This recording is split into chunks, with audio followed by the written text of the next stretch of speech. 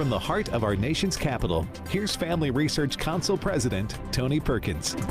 Welcome to Washington Watch. We're glad you've tuned in today. Well, coming up on this Tuesday edition, Ukraine President Vladimir Zelensky met with both Republican and Democrat senators earlier today in pursuit of more U.S. aid.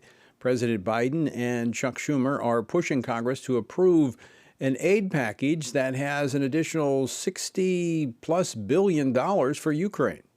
By Republicans being unwilling to budge on H.R. 2 and getting ready to rush out of town, unfortunately, it may seem the case that these are both excuses and they really want to kill funding for Ukraine and never had any intention of passing it.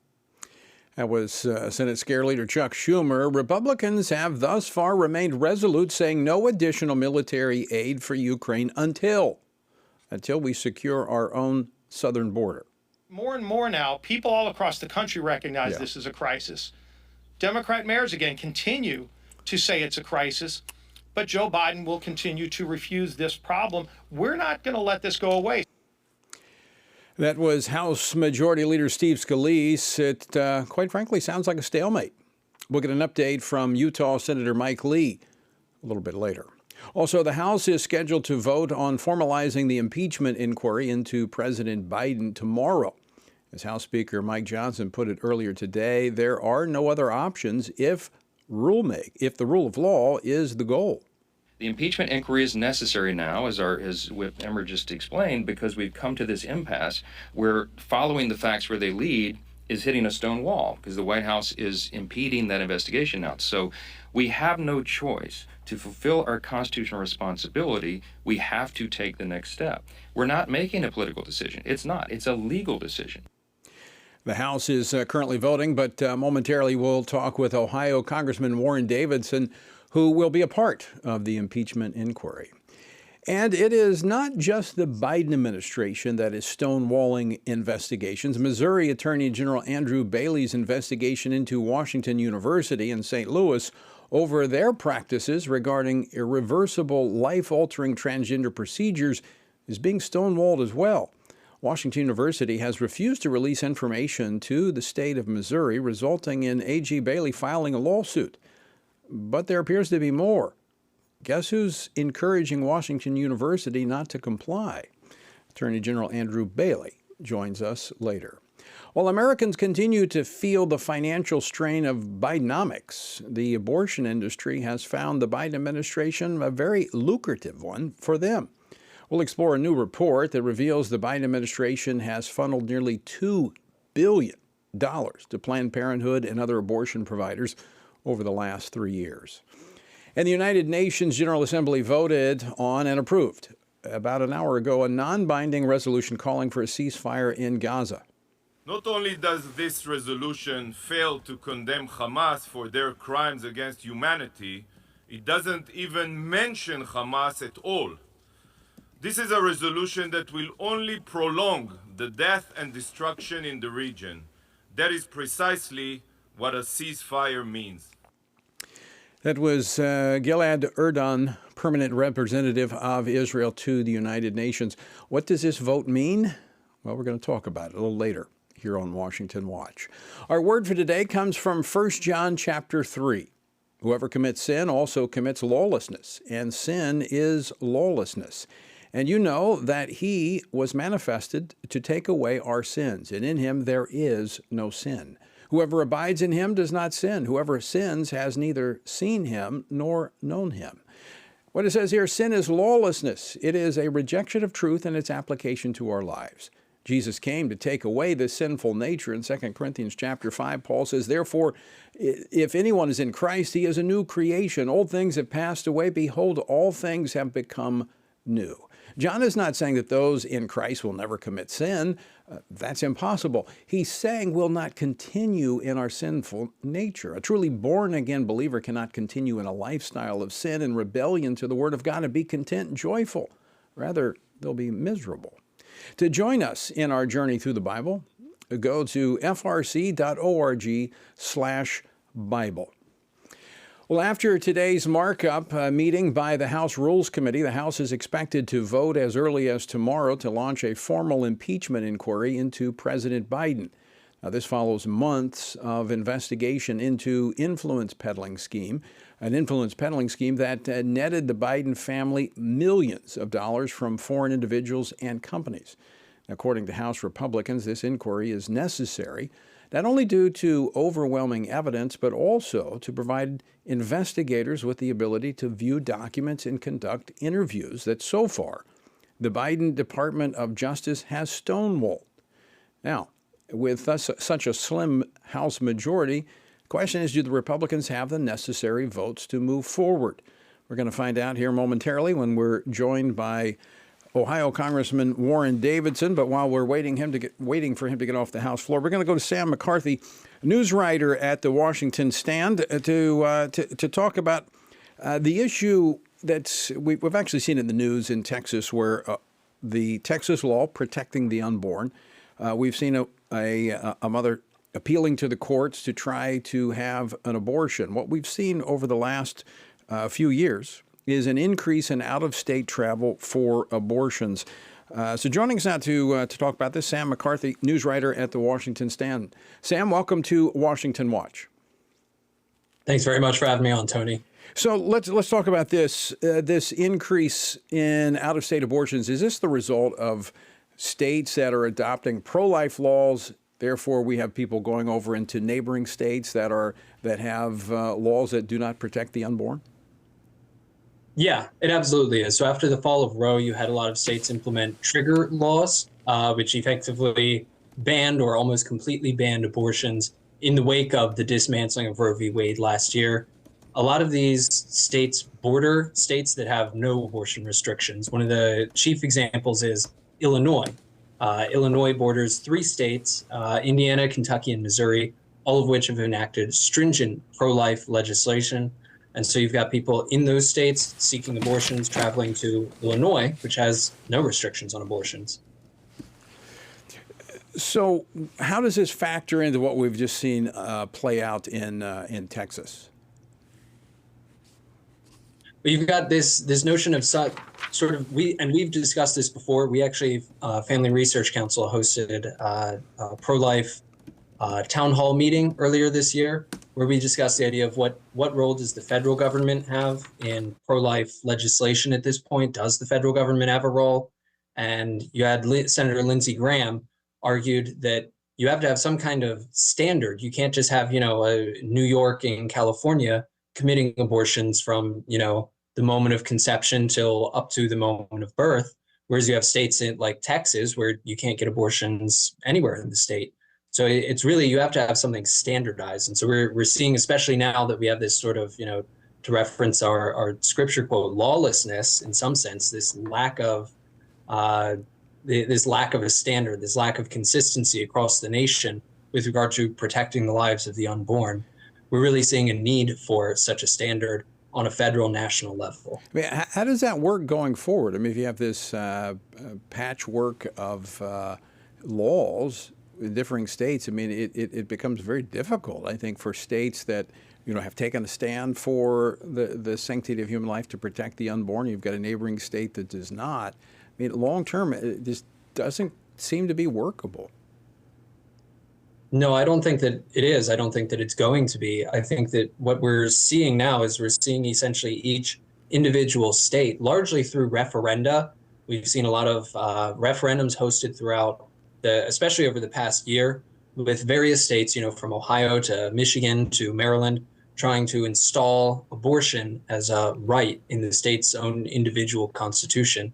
What we're going to wind up with is sort of, in some sense, what we saw shortly before the American Civil War back in the 1860s. We're going to see each individual state having its own definition of what constitutes as a human being, who qualifies for rights as a human being, and who gets treated like a human being. And we're going to reach a point where we have some states that, are just completely going to disagree with other states. We're going to have some states like Texas or Florida that have very strong pro-life legislation in place. We're going to have other states like New York, like California, like Illinois, that have no pro-life protections of any kind and don't consider an unborn child a human being. We're going to have this diametrical ideological opposition that's really at the heart of the value of human life. Human life is not going to be able to maintain any value in America unless we agree on what constitutes a human life. Where does it begin? So, Sam, you mentioned earlier the legislation being put forth by Senator Lindsey Graham, the 15-week bill, the point at which a child feels pain, can suck his thumb in the womb. That piece of legislation, if it were to become law, simply sets a minimum threshold, saying that if your state, like Texas, has a more protective law, whether it be a heartbeat bill, at conception, whatever it might be, you can go forward with that law. But as a nation, there would be this standard of 15 weeks. At that point, no abortions. I mean, it seems like, given what we're seeing play out here, that something like that would have to happen. I'd think so. That would be a good starting place. I mean, look at it. It took us just about 50 years, just shy of 50 years, to take down Roe v. Wade. We're going to have to start somewhere, and a 15-week ban is a standard across the nation on a federal scale. I think that would be a good place to start. You'd set a threshold, so it wouldn't be something that a lot of people would reject in referendums, and then you can work from there, from that point forward, so that you can get every state having legislation along the lines of Texas or along the lines of what Florida is trying to do, which is currently tied up in court. They right now have a 15-week ban. Governor Ron DeSantis signed a 6-week ban into law. The 15-week ban was challenged on a constitutional basis. It's in the state Supreme Court. As soon as the Supreme Court rules in its favor, which is looking likely, then the 6-week ban will supersede that. So as long as we have a starting point, it took us 50 years, like I said, to undo Roe v. Wade. It could take us that long to undo this thing on a state-by-state basis if we have to, but it's worth it. Yes, and there are other options out there, other policy proposals that have been put forward that would prohibit transporting minors, for instance, across state lines to get abortions. When you have a situation like this, of course, it's not going to cover everything, but it certainly deals with the issue of minors, which is something that we're going to see more of. But this doesn't address where we're seeing most of the abortions now occurring, and that is through the abortion pill, which the Biden administration is trying to make ever present through the mail, as well as turning pharmacies into abortion clinics almost on every corner. Yeah, which is thoroughly, there's no safeguards put in place. It's a thoroughly dangerous practice. Yeah, so the work ahead, as you said, you pointed back to the 50 years it has taken to get here. We got here by winning hearts and minds, educating people, using technology as part of that springboard of showing the humanity of the unborn. That process will have to continue. Sam McCarthy, thanks so much for joining us today. Thanks for having me, Tony. All right, folks, House still voting on some bills. It doesn't look like Congressman Davids is going to be able to join us, but we're going to try to get you an update on this vote that's supposed to take place tomorrow that would advance and formalize the impeachment inquiry. Well, coming up next, we're going to hear from Senator Mike Lee over the meeting with the Ukrainian president. What's next there? That's coming up. Don't go away.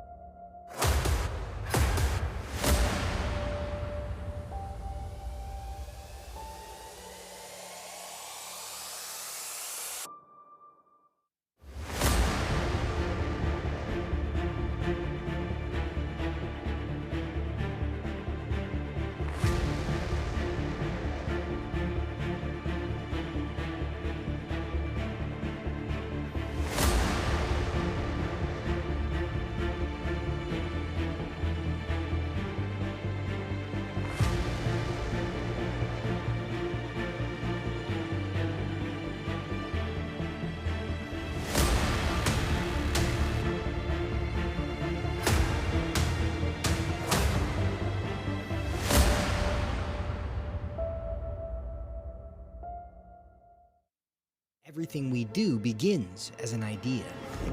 Before there can be acts of courage, there must be the belief that some things are worth sacrificing for. Before there can be marriage, there is the idea that man should not be alone. Before there was freedom, there was the idea that individuals are created equal. It's true that all ideas have consequences, but we're less aware that all consequences are the fruit of ideas. Before there was murder, there was hate. Before there was a Holocaust, there was the belief by some people that other people are undesirable. Our beliefs determine our behavior, and our beliefs about life's biggest questions determine our worldview. Where did I come from? Who decides what is right and wrong? What happens when I die? Our answers to these questions explain why people see the world so differently. Debates about abortion are really disagreements about where life gets its value.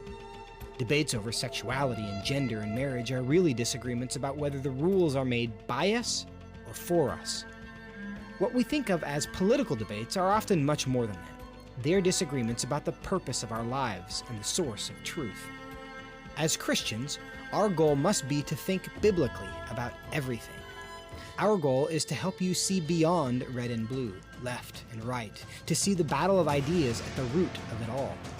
Our goal is to equip Christians with a biblical worldview and help them advance and defend the faith in their families, communities, and the public square. Cultural renewal doesn't begin with campaigns and elections. It begins with individuals turning from lies to truth. But that won't happen if people can't recognize a lie and don't believe truth exists. We want to help you see the spiritual war behind the political war, the truth claims behind the press release, and the forest from the trees.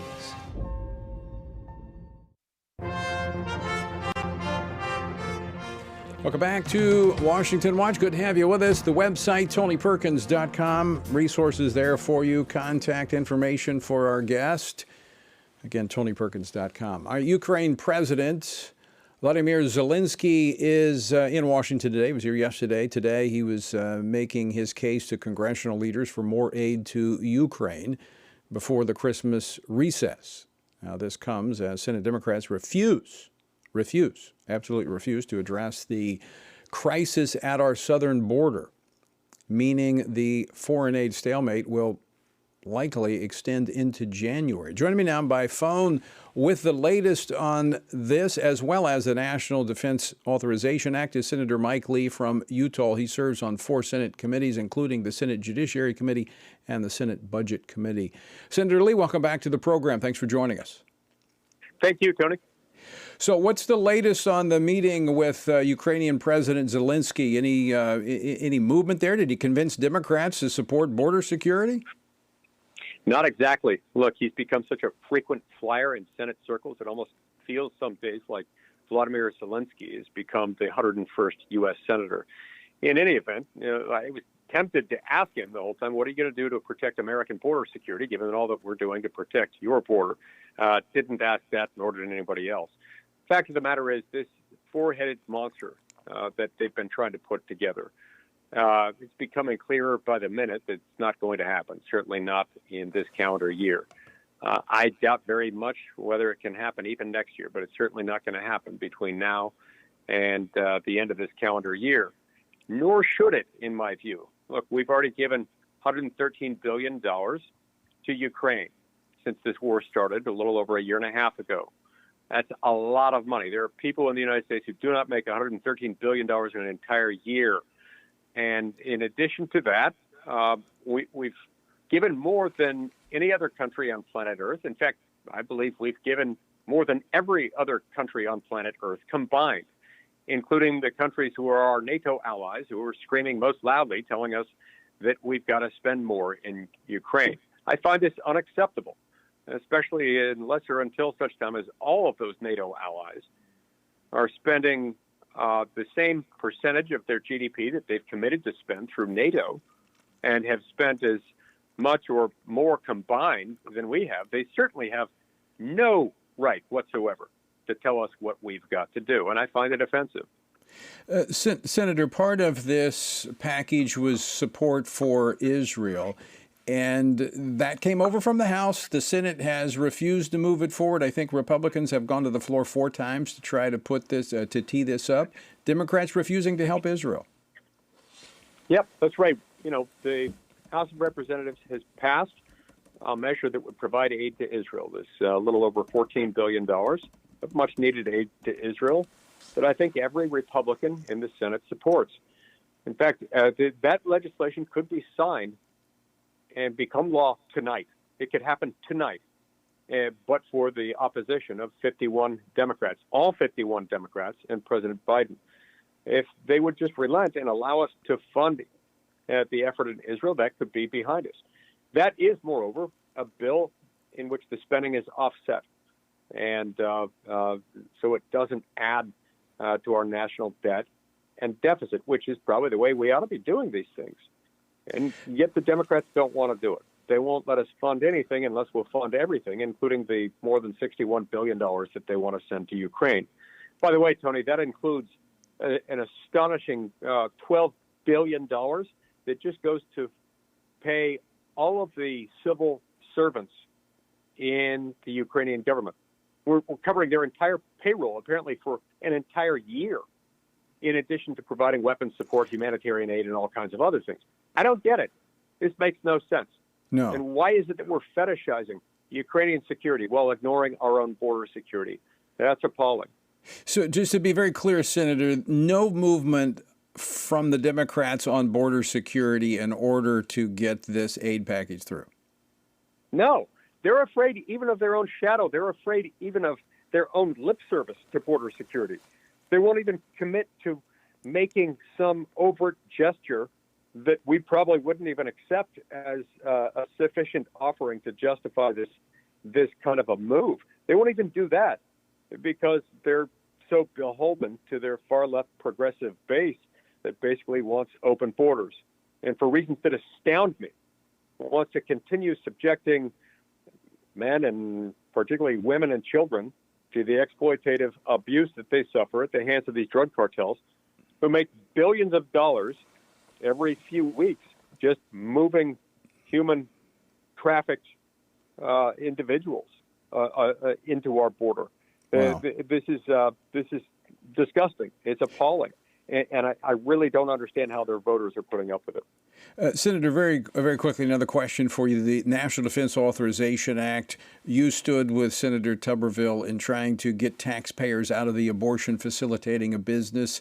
That was a provision put into the National Defense Authorization Act that took care of that. That's been taken out. What is the future of the NDAA this week? Look, the NDAA passes every year. It passes every year, even when it shouldn't pass every year, frankly, because a few senators have gotten together and said we must pass an NDAA every year, and we must do so because we said we must do so. As a result of the fact that people have just decided in the Senate that it has to pass every single year, members of the Senate have gotten way too permissive in what goes in there and what doesn't go in there. There are things that are not in there that should be there, like those hard-fought victories obtained in the House of Representatives, restricting the use of DOD funds for abortion travel, for example. Not in there. They took that out. It took away all these major victories in the House and capitulated to the Senate side of it. And then they also added this provision extending extending through the National Defense Authorization Act, Section 702 of the Foreign Intelligence Surveillance Act, all based on an unwillingness on the part of sort of the military-industrial complex to accept the fact that before searching for a U.S. citizen's private communications stored on the 702 database, they should have to get a search warrant. Right. They were unwilling to face the music on that. So what did they do? Well, they extended it by a few months through the NDAA. That's disgraceful. Well, speaking of the music, there's the music playing, means our time is up. Senator Mike Lee, thanks so much for joining us today.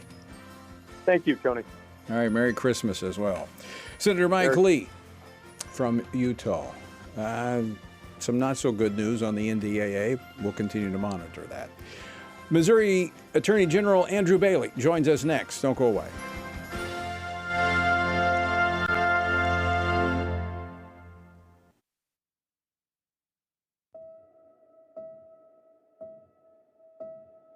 All of us are born with the desire to find truth and meaning.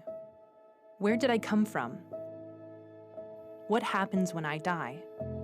While our answers to these questions may divide us, we are united in our need for the freedom to answer life's biggest questions and make life's biggest decisions for ourselves.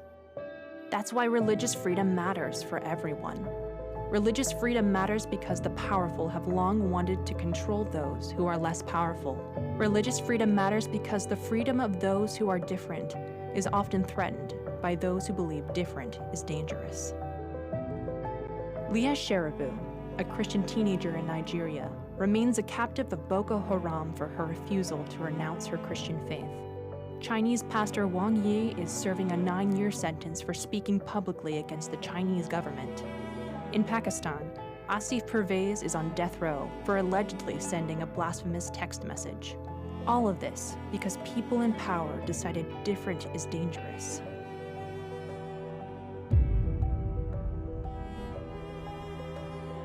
At the Center for Religious Liberty at Family Research Council, we promote religious freedom for everyone, because the only alternative is religious freedom for no one. We encourage Americans and the American government to engage and advocate for the persecuted, and they do. We work every day to bring good news to the afflicted, to proclaim liberty to captives and freedom to prisoners. We do it because that's what Jesus does. We work to give freedom to others because we ourselves have been set free.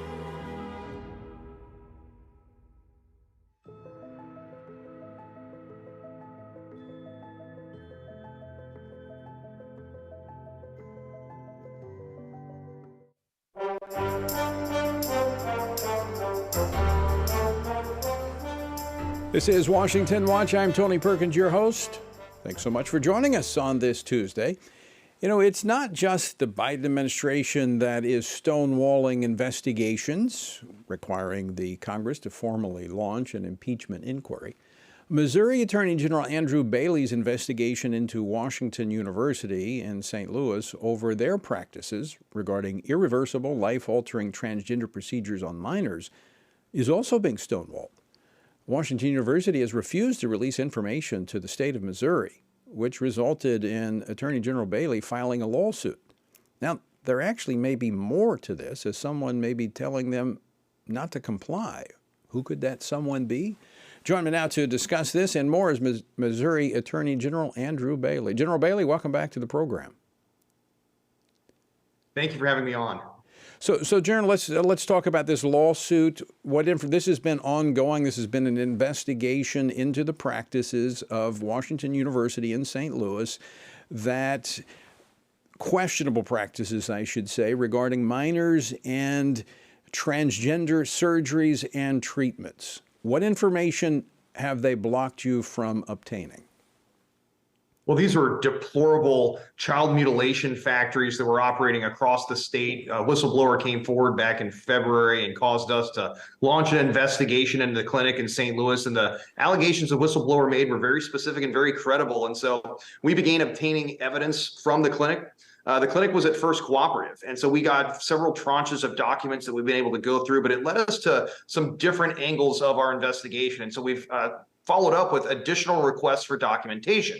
The problem is that suddenly, after agreeing to turn over the second tranche of documents, the clinic has now said that they can't because of HIPAA. We have reason to believe that the federal government has whispered in the ears of the clinicians and told them not to comply with our investigation, yet HIPAA has an explicit exception for state regulators who are investigating these types of abuses. So we're entitled to these documents legally, and we filed suit to make sure we can obtain the documents and close out our investigation and hold any wrongdoers accountable. So let me push pause there for just a moment, General Bailey. So could it be the Biden administration is whispering into the ears of Washington University saying, look, we don't think you should be giving these documents over to the Attorney General in his investigation? That's exactly right. We're going to file a Freedom of Information Act request to try to get to the bottom of it and root out where this is occurring at the federal level. But we have every reason to believe this is originating at the federal government, and they're trying to use HIPAA as an excuse to shut down this investigation. And it's consistent with the radical transgender ideology that the Biden administration has pushed on schools, has pushed on businesses, has pushed on colleges and universities, has pushed on public restrooms. So it would not surprise us at all to learn that this is the case, and we'll continue to fight back. This lawsuit and our Freedom of Information Act requests are the best tools that we have at our disposal at the present time to accomplish just that. Well, not only is this consistent with their ideological bent of promoting this, but it's also consistent with their tactics of delaying and stonewalling, forcing people to go through circuitous routes to try to get this information, all with the hopes that the clock will run out or they'll go away. Well, the bad news for them, I'm not going away. I want Missouri to be the safest state in the nation for children. We've been on this issue since day one when I took office early this year, and we're not going to stop now. Our General Assembly has enacted a statute, and I'm proud to say it put a stop to child sterilization in the state of Missouri, and my office successfully defended that statute from legal attack by the ACLU, and we were the first state in the nation to win at the trial court level on this issue. But that doesn't mean the investigation goes away. Again, if there were child abusers mutilating children in violation of state law, if there were parents that were duped into consenting to these dangerous life-altering procedures without proper consent, we need to know that, and we need to hold wrongdoers accountable. It's important that the public understand what went wrong here so that we can prevent it from ever happening again. So we're not going to let up now. So let me ask you this, General Bailey, what do you, I'm asking you here to kind of to guess based upon what you've seen thus far in your investigation, what are they hiding? Why are they refusing to turn over? If there's nothing wrong here, if they've done nothing wrong, why would they not turn over this documentation? Yeah, that's exactly right. Look, if what the whistleblower says is true, and we have reason to believe it is, then that's going to exist in the evidence, in the documentary evidence that we're going to obtain. So that would be the only reason to prevent us from seeing those documents, because they're afraid it's going to corroborate what the whistleblower said when she put her name on an affidavit and swore under penalty of perjury that what the accusations she was making were true. But I would also point out that not only was the whistleblower willing to put her name on the line on an affidavit to initiate this investigation, she testified in the trial where we defended the statute that put an end to these child sterilization procedures, and it subjected herself to cross-examination. This woman is incredibly credible. She subjected herself to the legal process. And so, again, that would be the only reason they would be trying to hide those documents, is to hide the corroborating evidence. Wow. I am grateful that there are attorneys general at the state level like yourself who are willing to stay on this and expose this type of corruption. I mean, this is. I mean, you've been taking the Biden administration to task on a number of things, but it shows that this is deep, and they're not only affecting the federal policy, but they're now reaching into the states to do the same. General, we're out of time. I want to thank you for joining us. Always great to see you. Thanks for having me on. Merry Christmas to you. Thank you, and Merry Christmas to you as well. And speaking of Christmas, folks, that brings us to the end of the year. It's coming up, and this is when most nonprofits get a lot of their support. And if you would like to support us in being a part of ensuring that faith, family, and freedom is defended and Washington Watch continues, we've got people on our team standing by to take your call at 800-225-4008 if you'd like to partner with us. And for any gift over $30, we'll send you a free gift. It is our new Stand on the Word journal.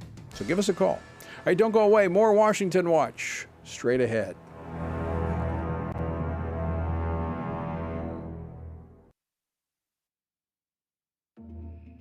The world is hurting, streets are filled with crime, families are broken, sin is celebrated, and God is mocked. Everywhere we look, the wages of our sin are on full display.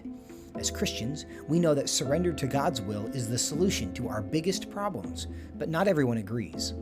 Even in church, we hear people say the most important thing is to be tolerant, that we shouldn't impose our morality on other people, and that loving our neighbor means celebrating what they do.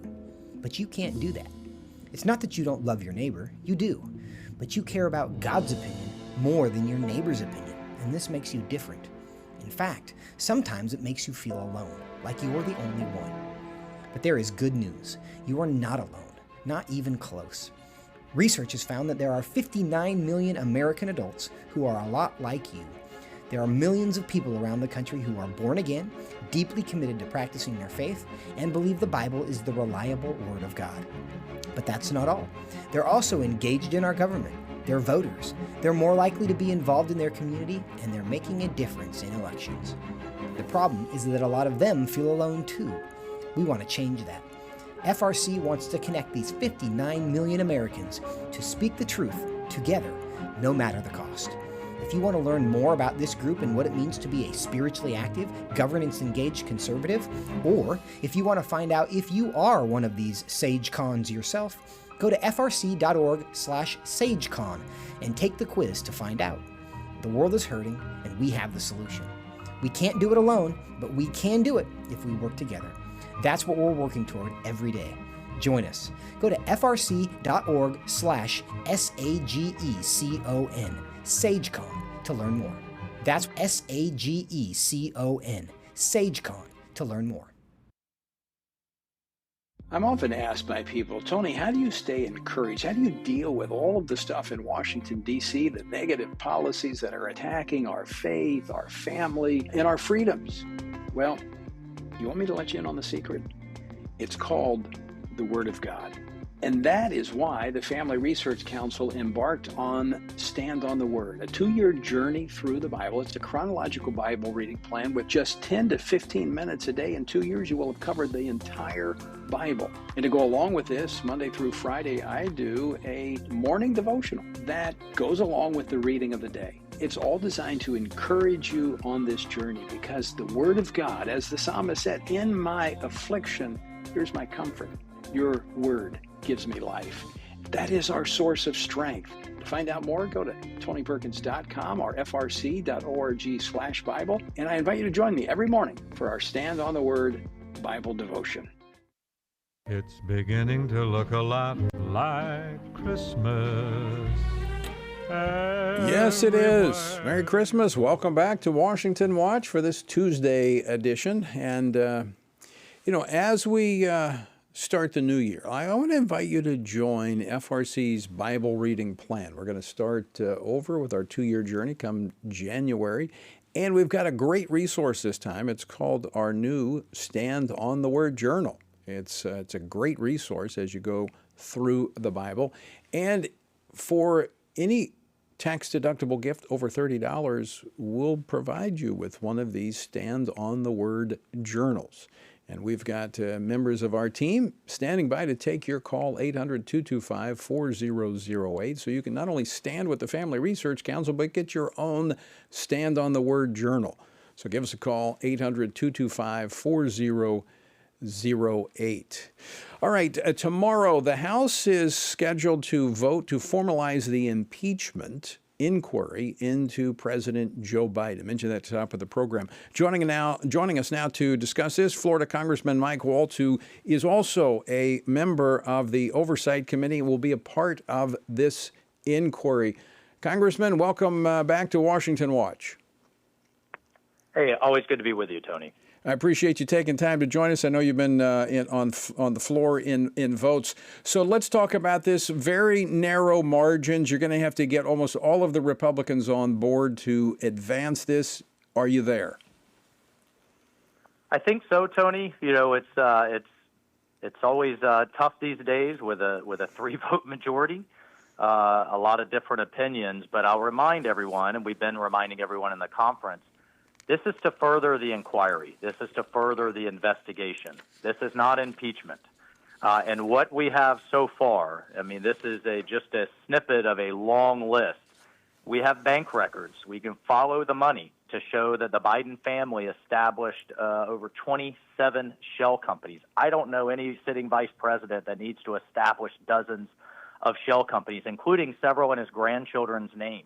We know he bought a house, $2.5 million in cash. We know there's a series of, quote, loan repayments, although there's no documentation of any loans provided, and that is a key red flag to anti-money laundering investigators for money laundering. We have an FBI form, official form 1023, showing a bribery scheme from Ukraine. We know we have IRS whistleblowers, sitting government employees, that say their investigation to determine if taxes were paid were obstructed and slowed down and slow rolled by the Department of Justice under Biden. So I think there is more than enough to say we need additional records, and what this inquiry will do will give us greater standing in court and give us greater standing if there's any dispute with the executive branch to say the American people deserve to know the answers to these questions. And when you hear the Democrats say, okay, fine on Hunter, and by the way, he's just been indicted in California on tax evasion, but there's still no connection to Joe. We know he lied. We know he made phone calls to Hunter's business partners. We know he sent dozens of emails from a fake account. And I think the underlying crime, the high crime and misdemeanor, because this is very serious, unlike the Democrats under Nancy Pelosi, this is a very serious constitutional power. Were taxes paid? We want those records. Did he aid his son in being an agent of a foreign power, unregistered? And was there obstruction of a legitimate investigation from his Department of Justice? Those in and of itself deserve to be investigated, and the American people deserve to know. So let me ask you this question, Congressman Waltz. Based on what you just presented, and I heard House Speaker Mike Johnson talking about this earlier today, would it not be irresponsible of Congress not to look into this, given what information has come forward? We absolutely have a responsibility and a duty, and ironically, Tony, I'll remind folks that Bill Clinton was actually at the height of his approval ratings at the end of impeachment because the media painted him as a victim. President Trump was at the height of his approval in February of 2020 because, for different reasons, because there was actually really nothing there. But the point is, this actually, with the media stacked against us, this could actually work against us politically. The Democrats are saying all about politics. This is actually, there is so much information here. This is about substance, and this is about corruption at the highest levels and an influence scheme, not from countries like, I don't know, New Zealand or Austria, from countries that are our listed adversaries, from the Chinese Communist Party, right, from Russia, from corrupt elements of Ukraine that we have Joe Biden on record bragging about. So we're going to get to the bottom of it, regardless of the politics, and you're absolutely right, and Speaker Johnson's right. We have a duty to do so. One final question on this topic, Congressman Waltz. Just to be very clear, as you've pursued this information thus far, you've had the Department of Justice and others that have actually blocked and stonewalled this investigation, have they not? Well, for example, we would have never known that there were 180 suspicious activity reports on Hunter Biden and the Biden family. Remember, and we're just the tip of the iceberg on Joe Biden's brother, Jim. 180 of them. We would have never known. Once we found out they were there, the Treasury Department still won't hand them over. We've seen them, but they won't hand them over. It's things like that. It's the president's tax returns. Did he declare these monies? Did he pay taxes? Did he pay taxes on the $5 million that we have a sworn known FBI informant said he received? And did he change policy as a result, which would be bribery? It's explicitly listed in the Constitution. So there are a lot of records that we've been after. The administration won't provide them. This inquiry gives us greater constitutional and legal standing to get them when they're disputed in court. Well, we're going to be watching that vote very, very closely tomorrow. I want to switch topics here for just a moment.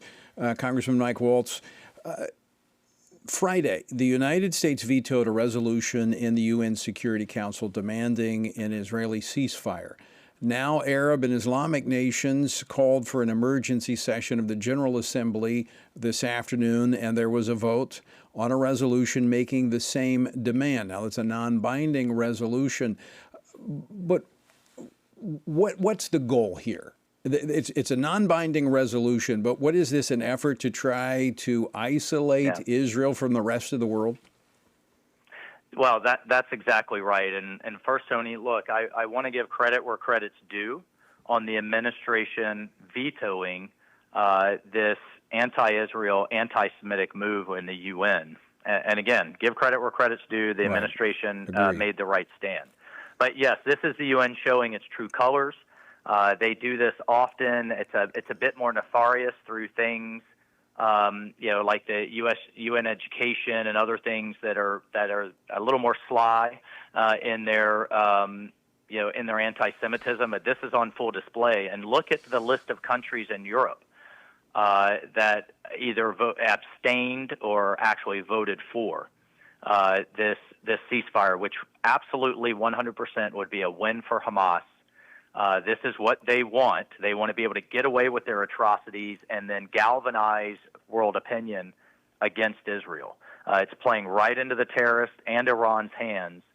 And this is why you've seen House Republicans repeatedly vote to defund the UN. Enough is enough, whether it's our tax dollars going to poison Ivy League colleges or whether it's going to the UN. We've got to make a stand. And the last thing we should do is be funding it.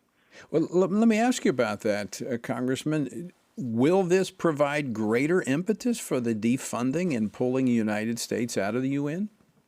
Well, I would hope many of the Democrats that are standing strong with Israel and standing with our Jewish Americans and Jewish people around the world and against terrorism would kind of see the light here in what's going on and start voting with us when we're calling out this blatant anti-Semitism in the UN. One final question on this topic, Congressman Mike Waltz. You and I have had many conversations about foreign affairs and foreign policy. This is quite significant, this development that is taking place, because as we've seen this, you made reference to the anti-Semitism that has been seen in our own country in Europe. This is almost unprecedented in modern times of what we're seeing. What does this say going forward? I mean, this is almost a shifting of the geopolitical landscape in the world.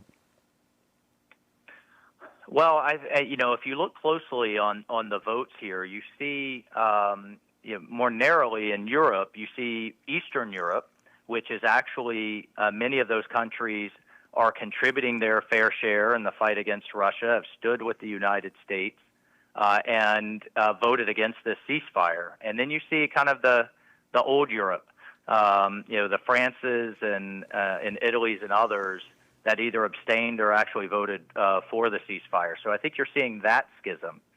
But I would, Tony, I would almost say this is, in biblical terms. Yeah. This is a shift that many of us have always feared, and this is truly a global and existential fight of good against evil. And what's so scary and should scare everyone is how the minds of our next generation, of our young people, are getting poisoned in our educational institutions. And to me, that's where the fight truly is. And that's where we as conservatives have got to stop complaining and making more progress. I think you're spot on. I agree with you totally. Congressman Mike Waltz, always great to visit with you. Thanks so much for taking time to join us today. All right. Thank you, Tony. Appreciate you. All right. Merry Christmas. Merry Christmas to you. I would add to that when he talks about this is in line with a biblical shift. I mean, it is what we see in Scripture as playing out. I think as we've talked about, all the pieces are there that could fall into place. I think we need to be praying about this, trying to fully understand the times and to know what to do appropriately, and pushing our elected officials to take the right positions. But I do think this is seismic. This is quite significant. I don't think we should write it off as just another, in this particular case, another UN vote. But I do think it is showing a major alignment, who stands on which side. Quite significant. We're going to continue to to watch this. All right, very quickly, I want to bring in another topic here. According to a Government Accountability Office report released to the Washington Stand, the U.S. government directed nearly $2 billion in taxpayer money to Planned Parenthood and other abortion industry businesses over a 3-year period. A coalition of 145 members of Congress, led by Senator Marsha Blackburn of Tennessee, requested the GAO report, which also revealed that funding from COVID relief programs such as the Paycheck Protection Program and the American Rescue Plan was directed to abortion businesses. As polling consistently reveals that Americans oppose taxpayer funding of abortion both domestically and overseas, what measures can be taken to prevent this in the future? Joining me now to discuss this, Ben Johnson, senior reporter and editor at the Washington Stand. Ben, thanks so much for joining us today. Good to be with you as always. All right, we just got a couple of minutes here, but what did this report show us? Well, it showed that actually this was, I was cautiously encouraged by what I read. We came in about $100 million less this 3-year period than the previous GAO report for the previous 3 years under Obama and Trump. That's thanks largely due to the pro-life policies enacted by the Trump administration, reinstating the Mexico City policy and the Protect Life rule especially. About 90% of Planned Parenthood's funding from the HHS comes through Title X, and the Protect Life rule said that Title X recipients can't carry out abortions in the same office where they're being funded for family planning. They have to be fiscally and physically separate. So this was kind of a Solomonic move. Not only did Planned Parenthood pull out of the program for more than a year, but also at the same time it exposed that Planned Parenthood really cares about abortion, not about health care. So what about the Planned Parenthood, 38 Planned Parenthood affiliates received $90 million in funds from the Paycheck Protection Program. This was designed to keep small businesses open during the government-mandated lockdowns in 2020. Of course, we know in most states the abortion clinics were open. They weren't forced to shut down. Well, that's right. And this was highly controversial because the CARES Act said that the PPP program was only supposed to be available to people who employ less than 500 employees. Planned Parenthood and its federation has more than 16,000 employees. So they counted each chapter separately. And the Biden administration, under its inspector general, allowed them to slide with that, despite encouragements from Marco Rubio and Representative Cynthia Tenney of New York to investigate this.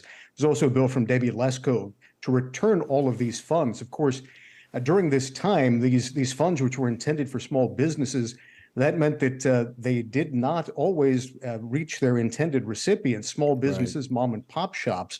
There were an extra 200,000 businesses that closed down during COVID, obviously a great deal of business attrition during that time. Any one of those businesses would have been happy to have this money go to them instead of this billion-dollar abortion industry. Very, very quickly, Ben, we're up against the end of the show, but can we expect Congress to do anything with this information? They should do everything that they can to cut off all future funding of Planned Parenthood, if nothing else, to assure that the Hyde Act, the Hyde Amendment, applies equally to all federal funding. All right. Ben Johnson, thanks so much for joining us. Thank you. And folks, you can read more about that story and more at the Washington Stand. Go to TonyPerkins.com and follow the links over. All right, we're out of time for today, but let me encourage you once again with the words of the Apostle Paul in Ephesians 6, where he says, when you've done everything you can do, when you've prayed, when you've prepared, and when you've taken your stand, by all means, keep standing. Washington Watch with Tony Perkins is brought to you by Family Research Council and is entirely listener-supported. Portions of the show discussing candidates are brought to you by Family Research Council Action. For more information on anything you've heard today, or to find out how you can partner with us in our ongoing efforts to promote faith, family, and freedom, visit TonyPerkins.com. Also, to leave a comment about Washington Watch, call our watch line at 1-866-372-7234. That's 1-866-372-7234.